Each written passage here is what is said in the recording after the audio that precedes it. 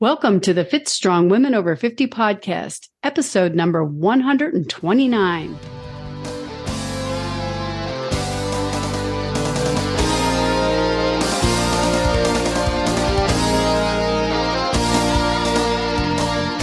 Hi, everyone. I'm Chris. Thank you for joining us. And I'm Jill.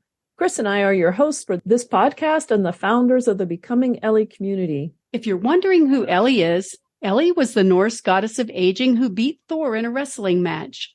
We decided to name our community after her because we were inspired to be more like Ellie. Yes, and it's Becoming Ellie because we're always working on being fit and strong. You know, it's a constant thing.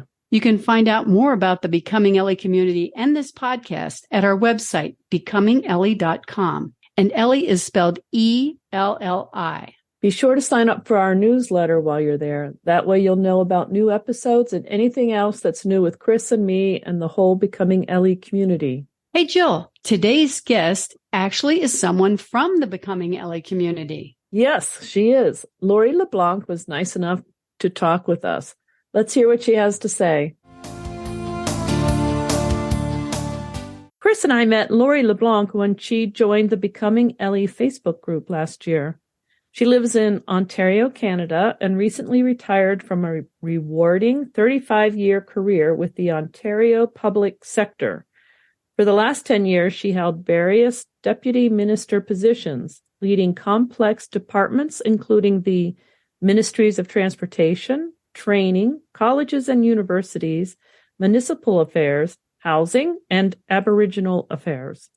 She has been the recipient of several awards, including being named one of the top 75 alumni of Carleton University's School of Public Policy. While Laurie enjoyed her career, she is thrilled now to have the chance to enjoy all life has to offer. She has made her own health and wellness her new project, vowing to be in the best shape of her life when she reaches 60 in 2 years. She bought a kayak, hiking boots, and a gym membership. She's slowly making progress. A big part of her journey has been being more deliberate about how and what she eats and is having a great time exploring new cuisines. Laurie is not going through this journey alone. She is relying in particular on support of her son and daughter-in-law and her enthusiastic dog, Lexi. Welcome, Laurie. It's great to get to talk to you and actually meet you. Hello, I'm glad to be here. Yeah, I think we're really going to enjoy this. It sounds like you have met retirement with a lot of enthusiasm, and there's lots of things people can do when they retire. What made you to decide to set this goal of being at the best shape of your life by the time you turn 60? I think what I went through is probably something that lots of women go through. So maybe if you'll indulge me, I'll tell you a little bit of the situation I found myself in. So, through my life, I was lucky. I had really good metabolism. I was active. I wasn't particularly athletic, but no issues with my health or my weight. I was quite lucky. And then I turned 45, and then I had to have a hysterectomy. And I'm crashing into menopause without having, honestly, really any preparation. I didn't know what to expect. And a funny story, my doctor said, it's major surgery, so it can take up to 6 months for the swelling to go down. Well, that's what I thought was happening. As it turns out, it was not swelling. My metabolism changed, and I had been, and nothing else changed. I continued to eat the way I ate. Everything carried on. So I was packing on the pounds, thinking I was still swollen from the surgery. So it was a bit of a sad reality that, I have to start paying attention to this stuff now. And then, very high stress job, high stress life, just generally lots of us have that. And then we had COVID. And so I was working from home. All of this came to a head when January 2021. And that's an important date for me because I was at my highest weight ever. And I'm tall. I'm 5'11". So I generally carry weight fairly well. That's the highest weight ever. And it was obvious. Very poor fitness. My regular blood test came back, and my doctor said, "What the heck are you doing? Whatever you're doing, stop it, because it's very, very, low energy."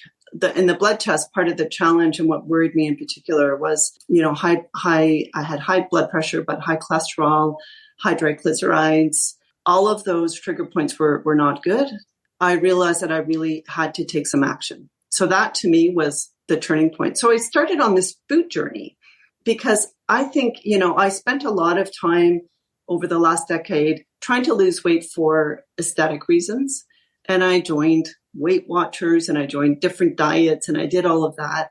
I think I had the wrong goals in mind and the wrong incentive. And this time I just did it differently. I thought, I'm not going to calorie count. I'm not going to do that. I'm going to actually pay attention to what I'm eating, like the quality, learn more and educate myself. And so I actually joined a program called the Ageless Method that a woman by the name of Joanna Bowen runs out of British Columbia, actually. She does it all virtually. She lives in this great lodge in the middle of nowhere.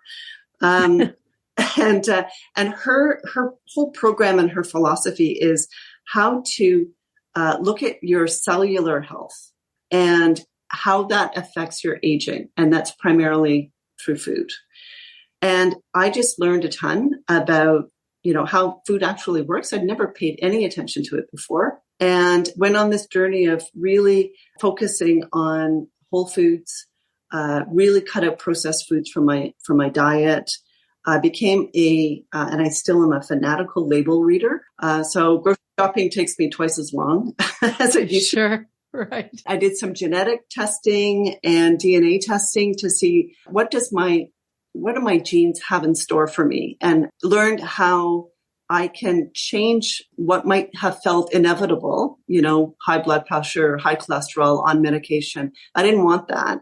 So how can I change that through more deliberate watching of nutrition and that kind of stuff. So I really tried to understand my own body because it's also a little bit unique. So I'm on this food journey and learning more. And one of the things that I have tried to do is retrain my body. And I know that in some of your podcasts, I've heard people talking about that.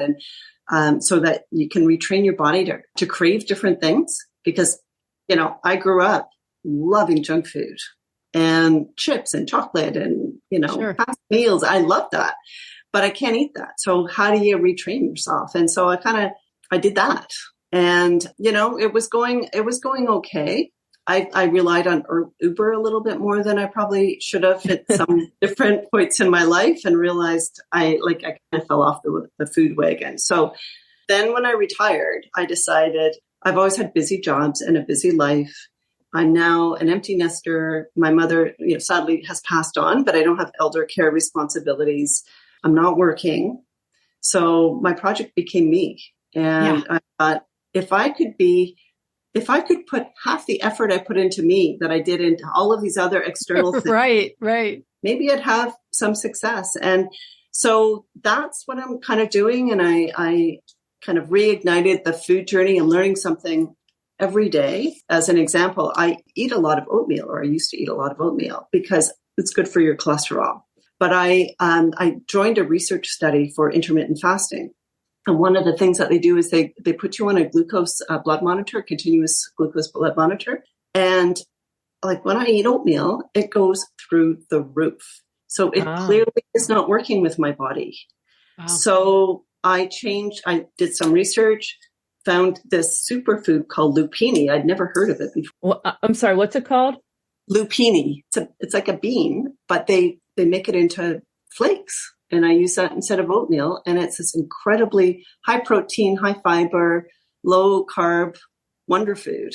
So learning about stuff like that and how my body reacts to it. And, I really, I've tried to put more exercise in my life. And I love hiking, so summer was easy for me. I hiked, I kayaked. I just loved it. Winter was hard because I do not like those machines at the gym. They just bore me. So I decided that actually I get that those machines are not for me. So I focus on strength training, and I kind of like that. I like doing weights, and got a trainer, tried to figure out how to use some of those weights. And then I'm looking forward to, some nice weather to come up so I can get my cardio kind of back in shape. But it's a long story, but I'm feeling pretty hopeful. I still have ways to go, but I've lost 35 pounds since. Oh, excellent. February 2021. That's great. That's really great. And I feel just stronger. Like, it's not just about the weight and the number on the scale. It's, right. I just feel more energetic and stronger. And I think, like, as women, we like to beat ourselves up. Like, we're our harshest critic. And, you know, I kind of found through this that you got to find things that you like to do. And you can't beat yourself up if you go out and decide that you want to have that big, huge piece of chocolate cake or a sundae. Eat it and enjoy it and love it. And then on things the next day. Right. And, you know, keep goals in mind. And so anyways, I'm still on this journey, but I'm really loving it. Okay. There's a lot of things there, and we're going to come back to some of them, but I just want to know, and you started into this, how are you actually doing with meeting your goal? And perhaps maybe the harder question is, how are you going to know if you've met this goal? Like, what does being in the best shape of your life by 60 mean? Yeah. How are you going to know if you met that goal? So it's a really good question, because right now I've just been, you know, continuing along the path and making some progress. For sure, there's the metrics that you can look at in terms of body composition. So body fat, muscle mass, and, you know, those things. Like, I just have frankly, I have one of those scales that gives you all of those things, and right. How accurate they are, but they probably are not too bad. So that, and also at my gym, I can, I sort of did a before, and I'm going to do an after in a little ways. For me, a big part of it, honestly, on the health side, is the cholesterol and triglycerides. And so improved blood tests is one way I'm going to measure that. So it's not just the best shape world, it's also the best shape inside. And sure, I want to live a good long life and enjoy my good long life. So it's a little bit of the blood test, a little bit of that body composition. And I think also, I mentioned I like to go on hikes, but I'm not a great hiker. Like, I take lots of breaks and I stop and I pant, and I think one of the goals will be to go on one of those harder hikes and not be so winded the whole time. Like, you know, you manage your own expression. And I know if I can do that, then that's way better than I have been able to do in the last, 20 or 30 years. That's true. Not being winded, that's a sort of a nebulous goal, but a really good one. And at some point you'll realize, hey, I just hiked up this hill and I chatted away the whole way. Right. And I didn't have to stop to catch my breath. So that's a good. Find you're going up 4 flights of stairs and you're not dying, Well, I just came back from a really nice vacation in Hawaii, and I went with my brother and his partner, and we went hiking, and it was my, I do like to try to find these hikes. And so it was my idea, and it was just supposed to be a short little hike. It was only supposed to be, I think it was only going to be a mile. Somehow we got waylaid, and, so here's a lesson.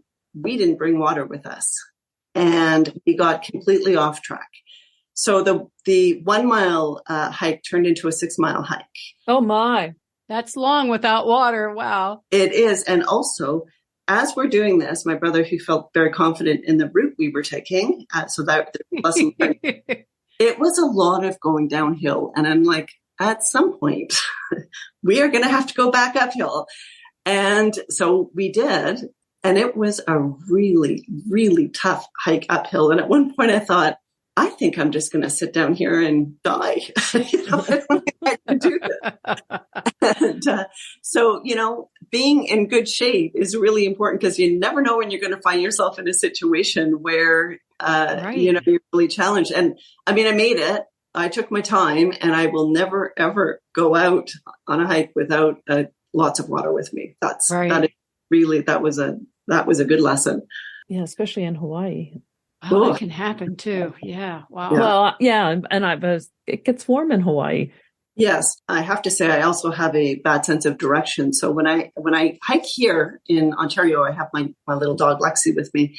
She has a better sense of direction than I do. So I've also learned to trust her instinct about what the right path is going home. But I bring that water with me just in case. Yeah. Lexi knows how to get home better than I do. That's great. Well, I want to back up just a little bit to go back to when you were working. And I imagine, I'm not sure, but I imagine most of the job was sedentary because you're in a lot of meetings and things like that. What did you do for fitness while you were working? I didn't have a regular routine. I think that was part of the problem, to be honest. But what did happen was before COVID, I was just naturally walking more because I worked in downtown Toronto, and the meetings were, it's very hard there's a subway, but mostly I walked from meeting to meeting. My life was just full of meetings. So I'd walk from meeting to meeting. And I was actually fortunate that my office building was about a 25-minute walk from where many of these meetings were. So I had built-in exercise. Yeah.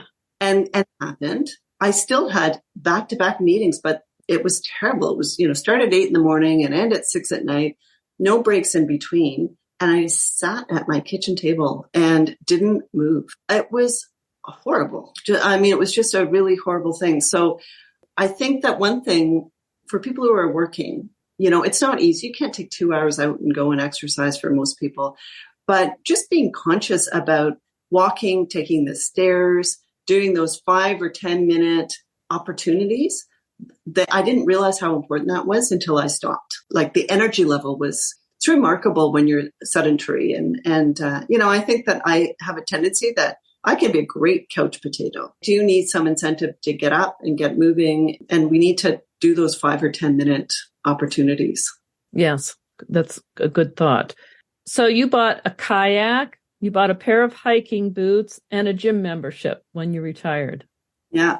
Where did all that lead you? So you said you like to kayak. Yeah. Well, the kayaking I've always liked kayaking. I'm not very good at it, so I'm quite safe when I do it. Like I don't bring my dog because I don't know what I would ever do if she, fell over. I don't go into rough waters, but I just love the idea of, I can be a little bit of a solitary person. I enjoy hiking on my own. I enjoy kayaking on my own. To be on the water on a beautiful day and, listening to the birds or seeing beautiful scenery, it's so cleansing. I think it does a lot for our mental state too. I kind of paddle around. I don't do anything too tough. I'm not a competitive, person that way, but I am planning to move probably this summer out to British Columbia. And for anybody who knows Canada, British Columbia is just an absolutely gorgeous part of our country.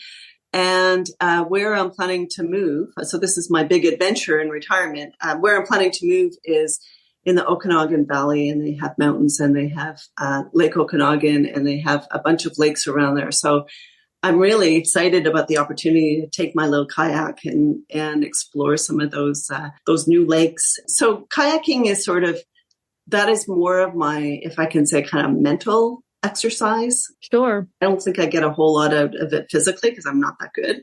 Hiking, I challenge myself. We have some good hiking trails around here, and I'm smart because one of the first times I went hiking, I saw a woman who was, I would probably guess maybe around 70 or so, and she had fallen. The roots on these hiking trails sometimes are high.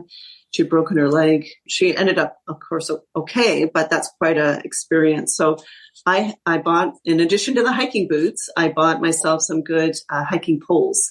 I always feel a little bit goofy when I have them, but they're great. They help you when you need it. I would say since I was retired last summer, I try to hike maybe 3 or 4 days a week. And it's, anywhere from an hour and a half to a 3-hour hike. And love it. Just love. My dog doesn't like the 3-hour hike. She'll only go on the hour and a half. Little dogs, they're too many steps. Yeah. I wanted to shift it up a little bit about the gym. You mentioned you have a gym membership.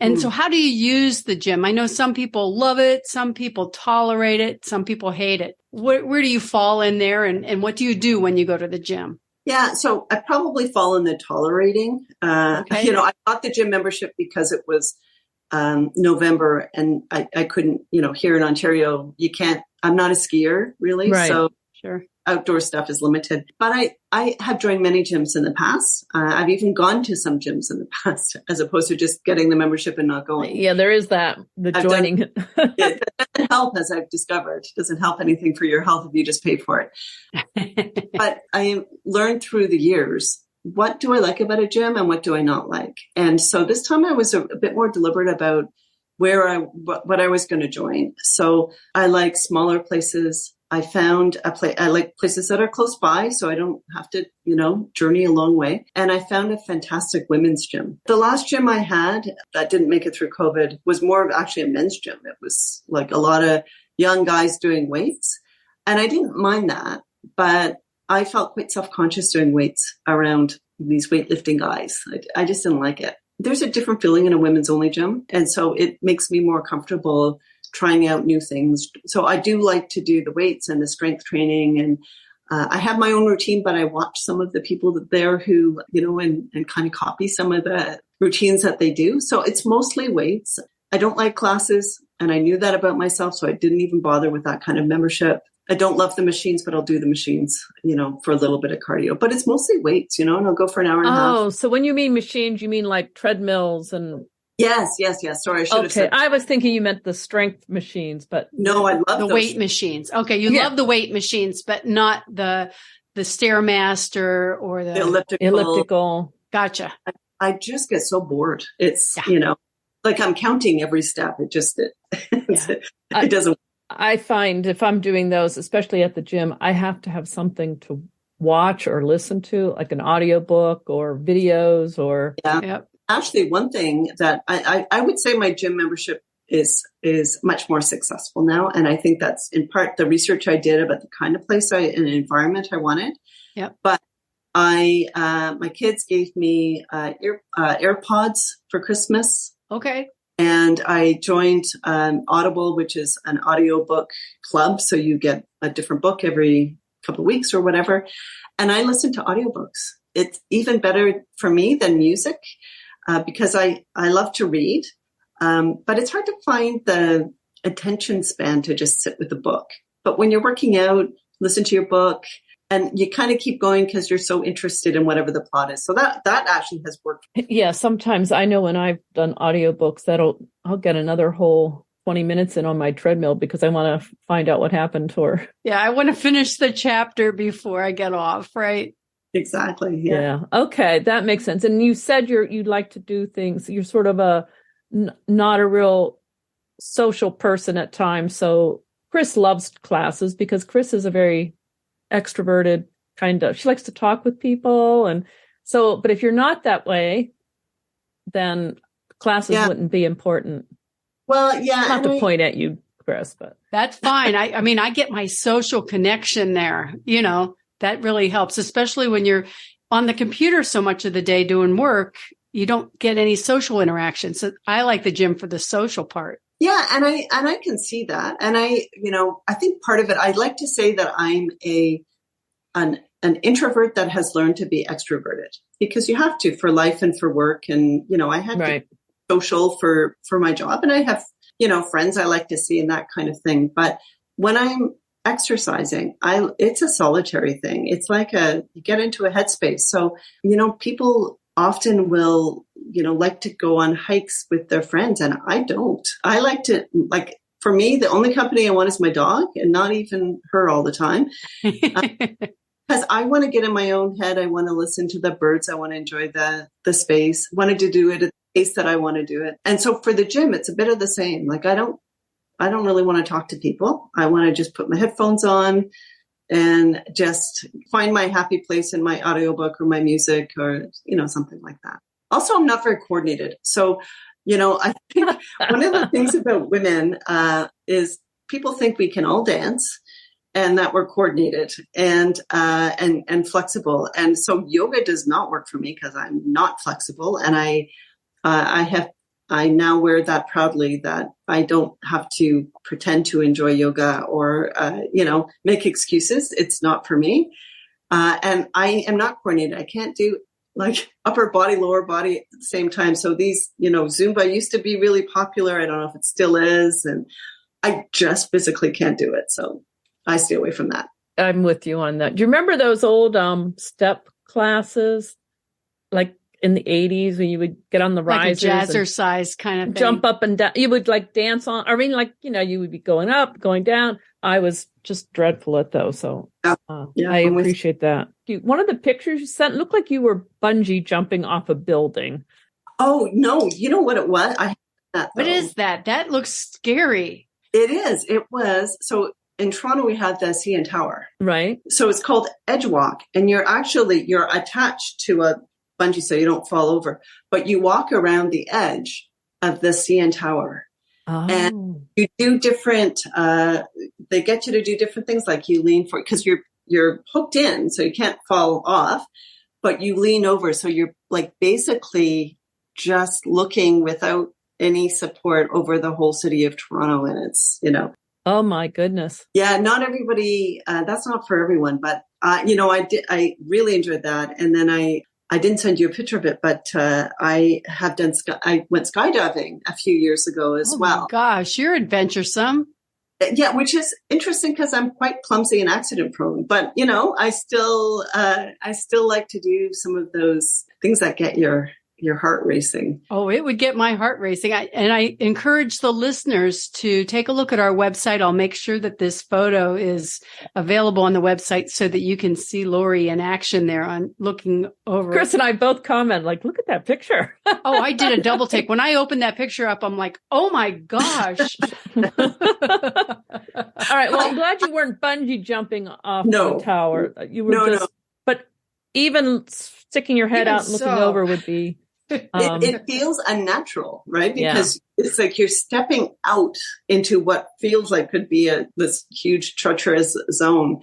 But, one of the things I would say about people as they get to be older and retiring and that kind of thing, I have friends who are just ready then to, I don't know, have a pretty sedentary, easy, no risk life. And I feel like this is our time, right?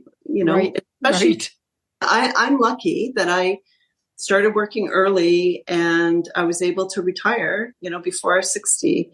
And I want to have lots of adventures and I want to try new things and I want to not have a risky lifestyle, of course, but you have to take some risks in your life. And you have to, one of the reasons why I wanted to move out to British Columbia is I want to live someplace beautiful. That's not here. So if I don't do it now, I'm not going to do it when I'm 80. So to take those, like make that next stage in your life all about me, as opposed to all about, your kids or all about your parents or, all of these all about your work. Right.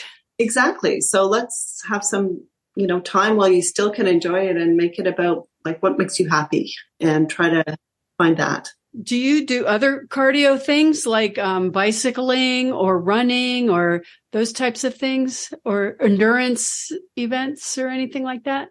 I don't do that, but I'm not a runner, so I can't see running for being part of my future. I do like cycling, but I have not been into that lately. So that's one thing that the two things that I enjoy doing, but have not done very much of lately is cycling and swimming. Oh, yeah. So those are two sports that I would like to take up in a more serious way. They have triathlons that are kayaking. You don't have to do the running because you do kayaking, or maybe you don't do swimming. Kayaking. Or you can pick one. Yeah, but anyway, get partners. Like, I'm so excited because you're going to do this, I'm sure.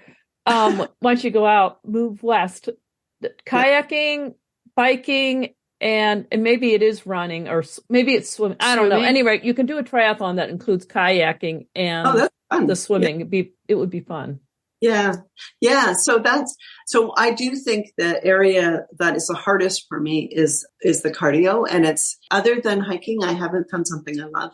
And so I need to do that. And I do enjoy biking and swimming. So it's just really about finding the right kind of an environment where I can do that and enjoy it. What's your favorite kind of workout? My favorite kind of workout. Well, I think I keep going back to the hiking, and I have to say that for me, what I like about it the most is where you get to be.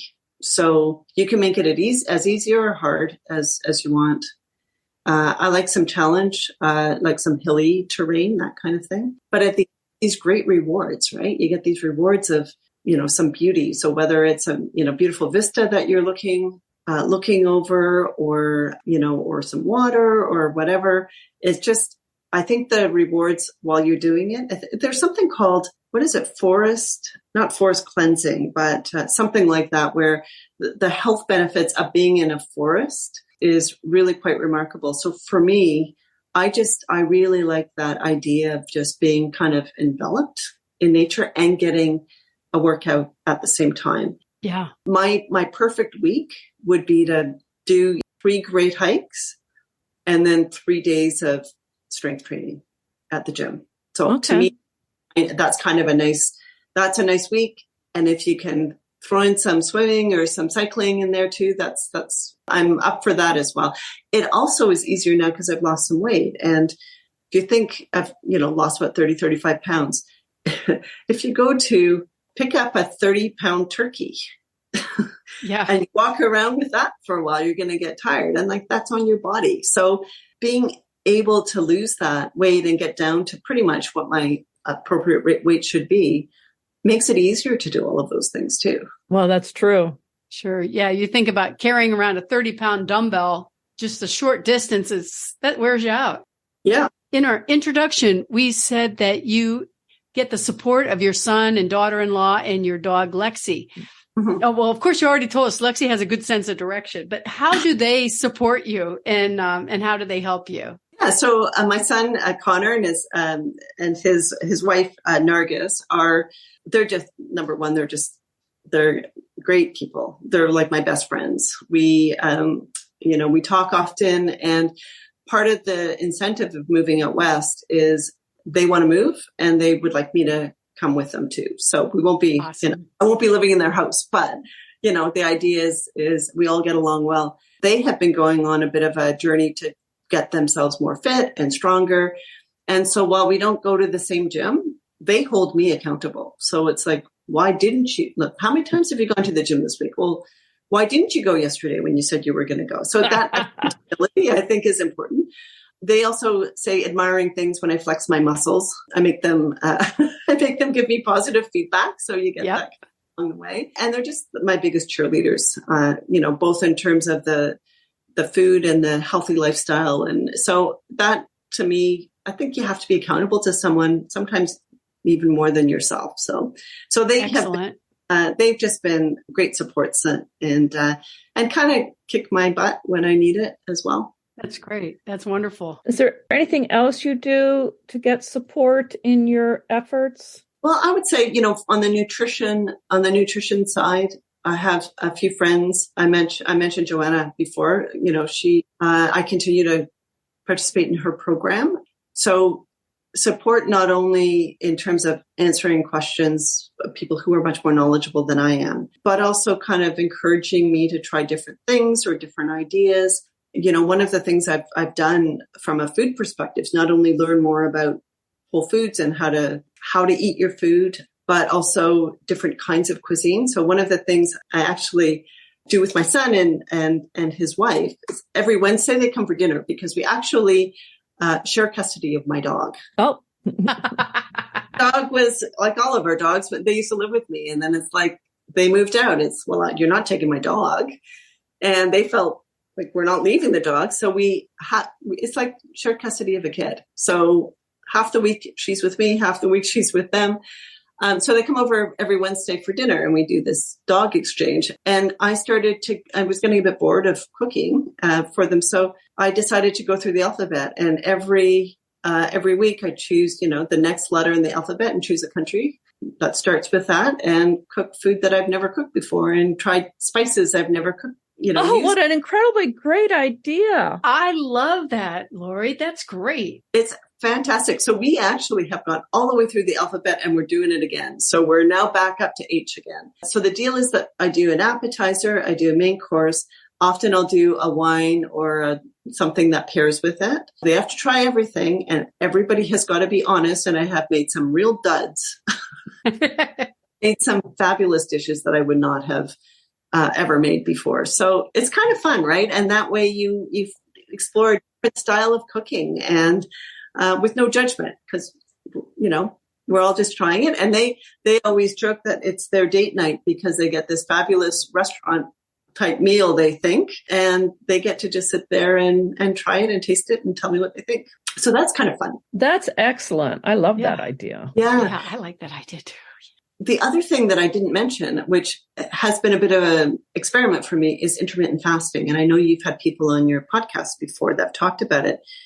And I kind of followed it a little bit, I would say. I didn't eat until 10:30 or 11. But here in the Toronto area, there's our big University of Toronto, had a research study, and I managed to get included in it. I just saw it on social media, signed up for it. Was for women over 50, and you had to have something you were trying to address. So it could have been a weight issue. In my case, it was high blood pressure, cholesterol, that kind of stuff. Right. And so 3 different groups. I was very happy about the group that I got put in. It was random, but what I've had to do for the last 4 months is restrict myself to a 8-hour eating window. The group that I'm in, I'm allowed to change it. So in terms of a start and finish time. So one of the groups is I think 11 to 7. I'm allowed to move the time around, which is great. It adds flexibility, dinner plans or something like that. But it's a very clean fast. So it means, you're not having lemon in your tea at night. You're not having milk in your coffee in the morning. They did a bunch of testing at the start. We're now at the end of the study. And so we're doing some testing this week. And I'm really, really hopeful. So there's been great support through that, to try to find different ways about how you eat. I don't know if it's good. I have lost weight during it. I don't know if it's because of it, but I definitely have. But boy, I'll tell you, I love it. I mean, I miss my coffee in the morning. So when the study's over, I may sort of start having some coffee a little bit earlier, but ending your eating and not snacking at night and having at least 3 hours from the time you stop eating to the time you go to bed. I've slept better. I feel better energy. I'm not bloated. Like, that's been a really interesting process to go through. So I think that's a big support. And I think for people, for women our age, it's not a bad thing to try it out and just give your body a little bit of a break. Right. Yeah. And I'm not restricting my eating during that. Like, when I am eating, I'm eating. Like, I'm, I think I still eat. Do you do 2 meals or 3? I would say I do 2 meals and a pretty nice snack in the middle. Gotcha. Okay. Yeah, because I'll eat, I tend to start, I'll eat at 11, and then about 2:30 or so, I feel like I need a little bit more. So I have a snack. And then, I have a fair sized meal, like nothing excessive. And I have not found the nights difficult, and I was a big snacker. But yeah, that whole research study, I mean, it's interesting. If you start looking for reputable places that are doing research, there's a ton out there. And one of the reasons why the university is doing this is because there's so little research that's been done on women's health. So this study is all women. It's all women. And they particularly wanted people who were either close to or going through or finished menopause. Okay. Because one of the other challenges has been, even when scientists or researchers study women, they don't like to do menopausal women because our hormones are a bit wonky. Right. So I guess they feel like it's going to skew results. So it's great. Skew results. Well, what about the women in that group, right? So I think that's changing. I think that. Sorry, I interrupted. Go ahead. No, I was going to say, I just think it's great if people can find those opportunities, if it fits into their life to do it, because it adds to the bigger research environment. You get a chance to do things that you wouldn't on your own. I mentioned the continuous blood glucose monitor. I wouldn't qualify for that any other way. It's really interesting to see your individual responses to the food that you eat. So that's been kind of a support to me as well. Great. And I know you joined the Becoming Ellie Facebook group, so you have been helpful in there to others. I should have mentioned that your group, your podcast, I found you through Audible. I was going on my hikes because I was starting to hike, and I wanted something that I felt would inspire me, like encourage me a little bit at doing more exercise and that kind of thing. And it felt appropriate that if I'm going to listen to something, I'm going to listen to something that is a little bit about my own, health and well-being. So I just did a search, found you on that. And so I listened to all of your podcasts. So I think there's a few that I skipped. I think there's a few on running triathlons that I might have skipped through. Yeah, that's all right. Sure. Well, everybody likes their part, you know what I mean? And so we try to have a variety because there's so many different variety of things. Well, I did listen to one. I can't recall who it was, but there was some interesting information about switching onto the bike. Like I think when you're going and you're switching onto a bike and there's the transitions. Yeah, transitions. And so I happened to be at a get together with somebody who was who does triathlons. And I sounded so smart because So tell me about how you transition. Even if you don't, for social reasons, maybe it's helpful information. Right. Yeah, well, that's good. Well, I think you may have covered some of this, that you said that how you eat is playing a big part into getting into the best shape of your life. And you're doing some intermittent fasting. You said whole foods too. And I just wanted to go back for a minute to those, the country around the world eating that you have going on. Is there one particular country or meal that stands out in your mind that you could share with us? Oh boy, that's an interesting question. I wouldn't say a particular country, but a continent, because I've done a lot of African, there's a lot of countries in Africa. And so a lot of the cooking style and the spices that they use that is not, it's not part of my background or heritage. And I haven't tried to do that kind of cooking before. And with meats that I'm not, I've cooked with goat. I've never cooked with goat before. And I'm not sure that it was great, but I think this, to me, the biggest thing has been the spices and finding different flavors, being bolder. I think that's a lesson that I've learned through this. No matter what you're cooking, like really spice it up. It adds so much, and it adds a lot of health benefits too. That's one thing. Like turmeric, which is maybe not that exotic, but it is so good for you. And I put turmeric in a ton of things that I didn't before. We were having this little journal for a while where we would write down what our favorite meals were, and where we knocked it out of the park and where we. So that was kind of fun to do that. But I think just the whole experience of making things from scratch. Not everybody has the time, but like I made a tortillere. My background is French Canadian. My dad used to make tortillas, but I never made one myself. I'd bought them, but I never made one. And it was great. It tasted so much better. I froze some so I could use it for later. So it was just really that experience of trying your hand at stuff and not being afraid of failure, because everybody's tolerance. If you give somebody a meal that's a bit of a flop, you can have a good laugh about it. And that's what we did. But the whole food thing is, to me, in this journey, I stopped counting calories. I don't do that at all, but I really try to get whole foods. I really try to not have anything packaged if I can. We have something in this area, the farm to table baskets where fresh produce delivered every week. That was a great idea. It's offered in most urban areas anyways. You can go organic, you can go just local, you can do something broader. But what that did is every week I get this, and I live alone. I have a basket of vegetables that I have to eat.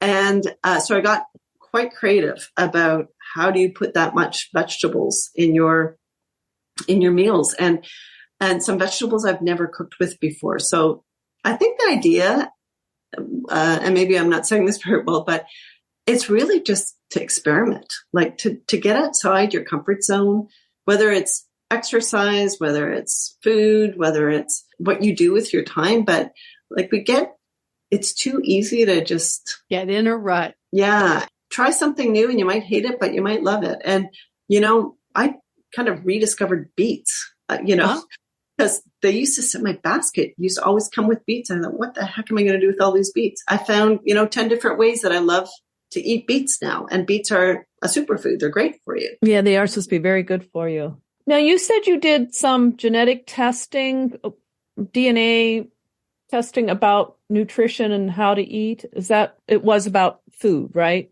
Well, what it did was it was genetic testing, and it would say, and I'm not a scientist, so I'm not going to say this quite, but there are genes in all of us that are triggered or not triggered. And some of those genes are good, or, the result can be bad or good. So knowing where some of those weaknesses are, like maybe it would tell you, for example, if your liver wasn't processing things properly, or one of the things that I recall in mine is that I don't process sugar well.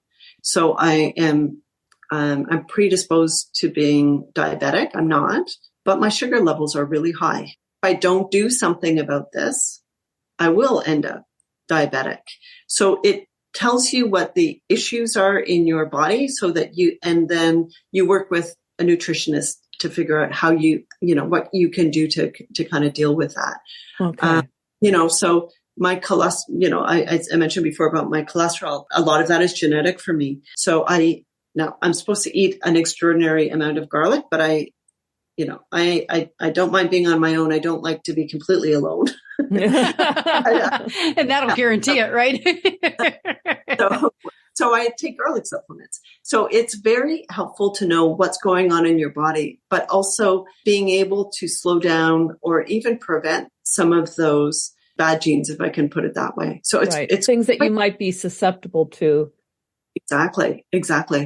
Yeah. I know that just because you can have genes that makes you more likely to develop something, but you're right. If you eat or you take care of yourself in a certain way, you can avoid sort of turning those things on. Well, and especially if you're aware of it, because if you're not aware, then you're just going to, carry on. So I think that was to me, that was quite helpful to find that out. And you did that all online, right? Was there a certain place, or was that through Joanna's? It was through Joanna's. Okay. It's all virtual. She lives in the, like I said, the middle of the wilderness.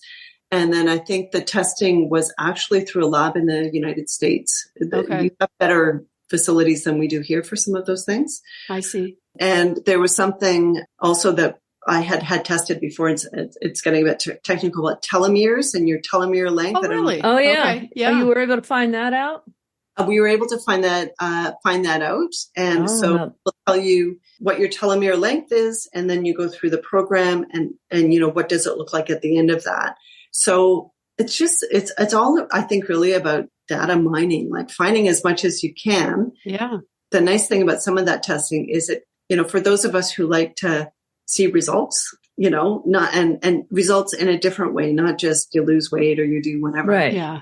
Like I said, sort of that internal body health. So I did it through Joanna's program, but it is available otherwise as well. I'm sure she knows what to do. Like she knows what to ask for and what those tests should look like. The other thing that was fascinating is you've probably heard of this, but we have our chronological age, and then there's your cellular age. Okay. Do a lot to improve your cellular age. There's testing that will tell you currently, what is your chronological age, but what is your cellular age?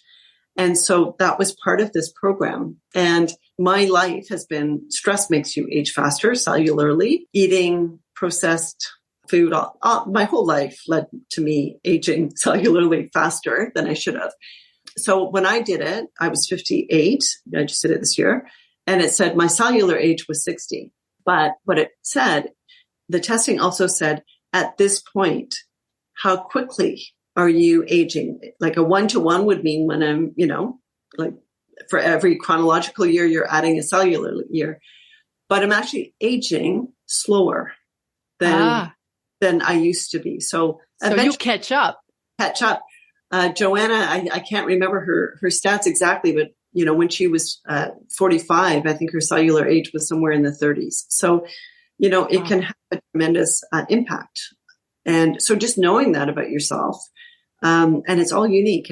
Every one of us kind of has a bit of a different path. So I think one of the things that I've really been keen on in the last year when I've had time as I retired is just doing that deep dive and trying to figure out what works for me and what doesn't. And trying something, does it work? No, not so much. Then trying something else. And, the reality is, I don't know what the situation is like for you in the States, but boy, like doctors, there's doctor shortages everywhere. Hard to get time with your healthcare practitioners.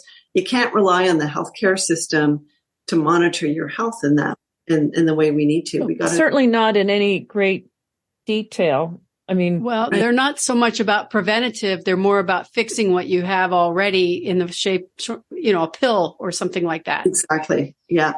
That's not really where I want to focus. I don't know. Yeah, I think that's it, and I found that with areas like cholesterol, where, I have lots of friends who are on medication for cholesterol, and they say to me, just take a pill for God's sake. Like, why are you going through all of this? And well, there's an awful lot of things that it affects. Exactly. And maybe at some point I will have to, but if that day comes, I want to be able to say to myself, I tried everything. I tried everything to not have to do that. And so I think that we are sometimes a little bit too reliant on the Western medicine and drugs to fix our. I'm going to sort of counter that with that we forget this part too, is let's say you have high blood pressure. High blood pressure is serious. So if your doctor is saying you need to take a medicine, you maybe should, and Yes. then work on modifying your life and getting back into so that you can eventually go off of it or reduce it. That's a very good point, Jill. Because you don't want to say, I'm going to take care of this naturally, and 6 months from now still be dealing with high blood pressure. 100%. I think the thing, and I agree with you completely.